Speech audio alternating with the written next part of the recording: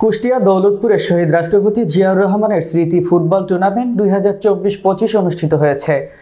মঙ্গলবার বিকালে রিফায়েতপুর ফুটবল মাঠে উক্ত টুর্নামেন্ট অনুষ্ঠিত হয়।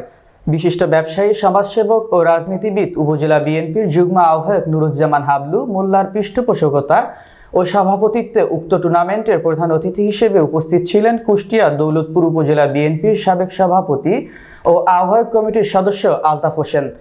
বিশেষ অতিথি হিসেবে উপস্থিত ছিলেন উপজেলা বিএনপির সদস্য সচিব শহীদ সরকার মঙ্গল, দৌলতপুর উপজেলা বিএনপির যুগ্ম আহ্বায়ক আবিদ হাসান মন্টি সরকার, সদস্য সামিউল্লাহ খান সেন্টু, কৃষক দলের যুগ্ম আহ্বায়ক নূর আমিন সহ বিভিন্ন ইউনিয়নের নেতাকর্মী। উক্ত টুর্নামেন্টে হরিণ, পাঁচবিবি ফুটবল একাডেমি জয়পুরহাট ও north Bengal football academy Rajshahi অংশগ্রহণ করেন। পাঁচবিবি ফুটবল একাডেমি 1 গোলে জয়লাভ করেন। এ সময় হাবলু মোল্লা দৌলতপুর থেকে মাদক নিয়ন্ত্রণে সকলকে ঐক্যবদ্ধভাবে কাজ করার আহ্বান জানান। হাবলু মোল্লার সৌজন্যে আজকের রিফায়েতপুরের প্রমিলা ফুটবল লিগের আজকের খেলার অনেক দর্শক সহ প্লেয়ার নেতৃবৃন্দ এবং নেতৃবৃন্দ সহ সবাইকে আমার আন্তরিক মোবারকবাদ জানাই। এভাবে খেলা সমাজের প্রত্যেকটা অঙ্গনে সমাজের যুব সমাজকে খারাপ পথ থেকে এবং মাদক থেকে বিরত রাখবে এই খেলাধুলা, এবং খেলাধুলার মাধ্যমে মানুষ হানাহানি, হিংসা, বিদ্বেষ থেকে বিরত থাকবে এই আশাবাদ ব্যক্ত রাখি।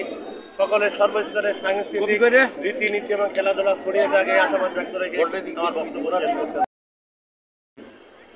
2025 রিফায়েতপুর মাঠে সর্বপ্রথম শুরু করলাম। এমনইভাবে টিকিটবাজদের বয়কট করার লক্ষ্যে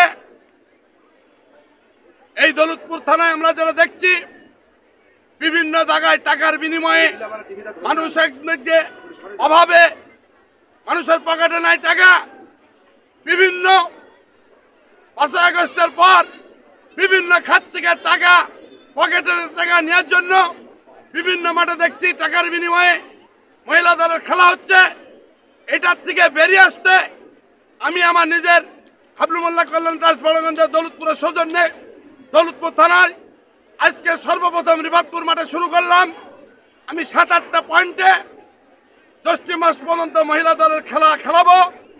আপনারা সব আমার সাথে থাকবেন, পাশে থাকবেন। সন্ত্রাস, চাঁদাবাজি, দুর্নীতি এবং মাদক মুক্ত দৌলতপুর করতে এই খেলার মাধ্যমে সবাইকে ফিরিয়ে আনতেই আমার একমাত্র এই ট্রাস্টের উদ্দেশ্য। সবাইকে সুন্দরভাবে খেলা উপহার যাতে দিতে পারে এই আশা রেখেই আমি আমার সংক্ষিপ্ত বক্তব্য শেষ করছি। আল্লাহ হাফেজ।